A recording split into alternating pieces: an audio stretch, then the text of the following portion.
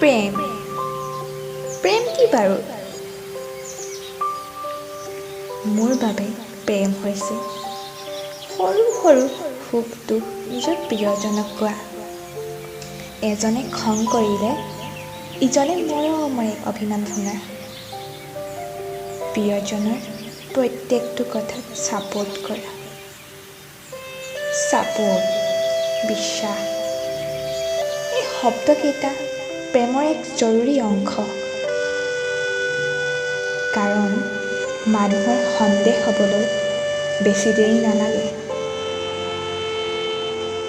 কিন্তু সন্দেহৰ গছজোপা আঁতৰাই বিশ্বাসৰ গছজোপা ৰোৱা হ'ল প্ৰকৃত প্ৰেম।